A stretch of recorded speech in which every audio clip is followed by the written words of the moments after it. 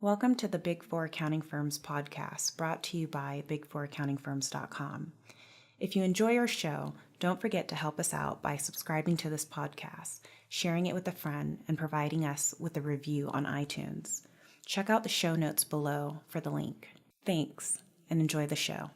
In today's podcast episode, we are going to talk about the biggest and best news regarding the Big Four accounting firm Ernst & Young for the month of November 2017. We'll be going over a high-level summary of all the latest news regarding Ernst & Young on this podcast.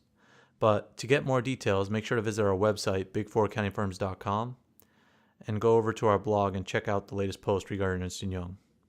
You can get a link to that post in the show notes to this podcast. We also encourage you to subscribe to the newsletter on our website to receive notification for future news about Ernst & Young and the other Big Four. We'll also be releasing a PDF ebook with the biggest November news for all the Big Four firms, and we'll be doing that every month going forward. Again, make sure to visit big4accountingfirms.com and sign up for our newsletter in the sidebar of our blog. The first piece of news that I wanted to cover on this podcast is a news story that came out in November regarding Ernst & Young. And E&y issued a press release where they said that they're seeking to hire 14,000 candidates in the United States in 2018. And they said that 5,000 of these candidates will be experienced candidates, while about 9,000 will be students. And of those 9,000 student jobs, about 5,000 will be college grads for full-time positions, while 4,000 will be internships. E&y also mentioned in this release that they are interested in hiring candidates in fields other than accounting.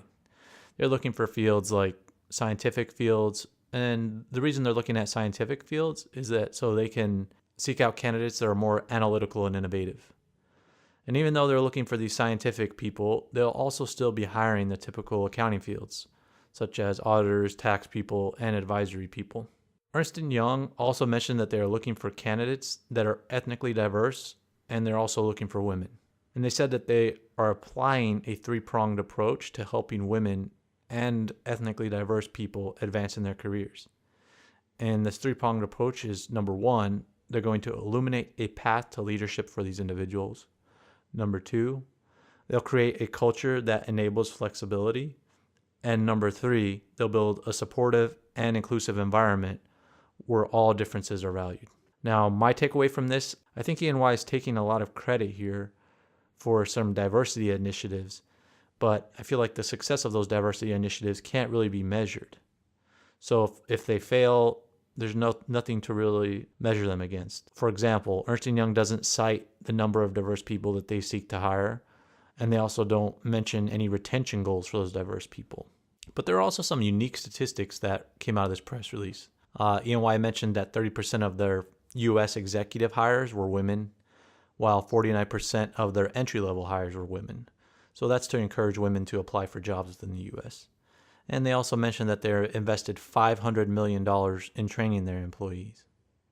Okay, another big thing that happened in November was an article that came on Forbes that spoke about Ernst & Young's use of artificial intelligence. And it highlighted how Ernst & Young really values artificial intelligence. And it was also an article about the other Big Four, but it really showcased what E&y is doing in the AI space. And it gave two examples of what E&y is using. So E&y uses AI to review lease accounting standards. And every now and then, the IRS, which is the tax commission in the U.S., issues new lease regulations. And large companies have to manually review thousands of lease agreements to comply with new laws. And what Ernst & Young is doing with artificial intelligence is they're using natural language processing, which is a form of artificial intelligence, to assure compliance with the new lease standards. And this new AI tool is twice as fast and 3 times more effective than using humans for the same process. And E&y said that they've already reached break even on this project as well. And they say that it's easier to benchmark these processes against human processes and that they're very satisfied with the outcome. And another way that Ernst & Young is using artificial intelligence is using machine learning to detect faulty invoices for their clients. Now, one of Ernst & Young's prominent clients processes millions of invoices a year, and this system identifies all the faulty invoices for this client. And the fraud detection accuracy rate of this solution is 97%. And that is really high for artificial intelligence, from my knowledge. The success threshold for most AI projects is 90%. So the fact that this is close to 100% is very good. And one thing to note here is that the invoice processing and auditing used to be a very manual job, and it used to create a lot of jobs within the Big Four. But now it's being done by artificial intelligence. This leads me to believe that other more manual audit jobs, like inventory counting, are going to be done by AI as well. And if we jump down the road a couple more steps, there are many manual parts of an audit that are now in danger of being replaced by artificial intelligence. And this Forbes article highlights quite a few ways that this might happen. Okay, now let's go over a couple of partnerships that E&Y entered into in November of 2017. So E&Y is extending a relationship they have with SAP to build out blockchain solutions in the cloud. And they're going to use various SAP ERP platforms to do this. And the more specific one they're going to use is SAP's Leonardo platform. And they've already developed one solution on this platform, and that solution is E&Y's OpChain, which is designed to help customers manage their supply chain.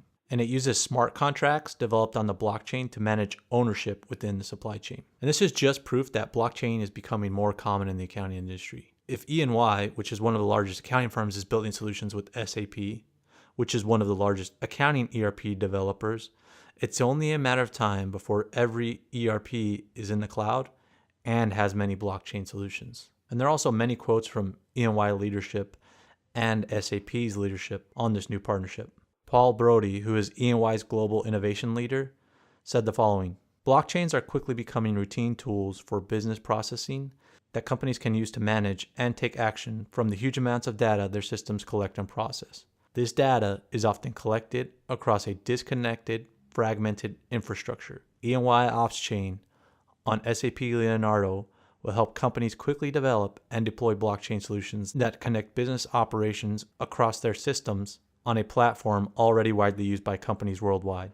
Okay, now let's go into another partnership. E&Y formed a tax partnership with Concur. And Concur is also an SAP company. And if you work in the Big Four, you typically use Concur to track your expenses and stuff. So the solution that E&Y and Concur have teamed up to build will allow business travelers to manage real-time immigration and tax assessments. It will capture all the relevant data within Concur. The main offering here is Concur's technology with E&Y's tax and immigration technology and knowledge. And this will allow business travelers to see their immigration and tax obligation that results from their travel before they travel.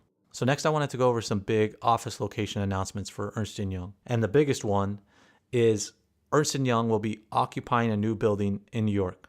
And this new building is in 1 Manhattan West, which is on the west side of Manhattan. And it's a brand new building that's being built. It's dominating the New York skyline now, if you know the New York skyline. E&Y is slated to occupy 17 floors of this new building.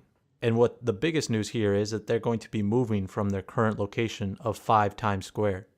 And 5 Times Square is right in the middle of Times Square for all of you people that know New York and are familiar with Times Square. This is very welcome news to all the current Ernst & Young employees who do not like working in the heart of Manhattan. If you've been to Times Square, you know all the tourists go to Times Square.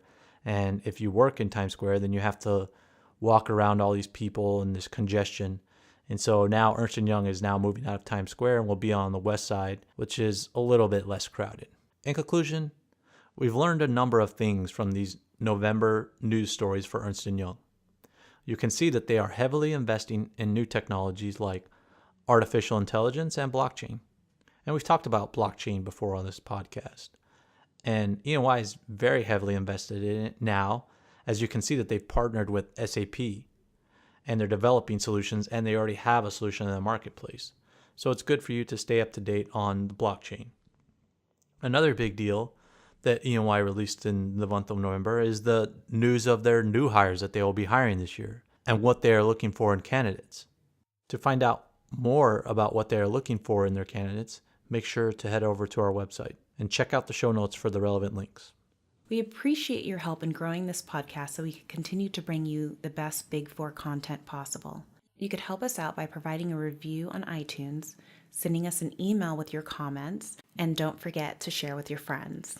There's a link below in the show notes. That's our show for today. Thanks for listening and have a great day.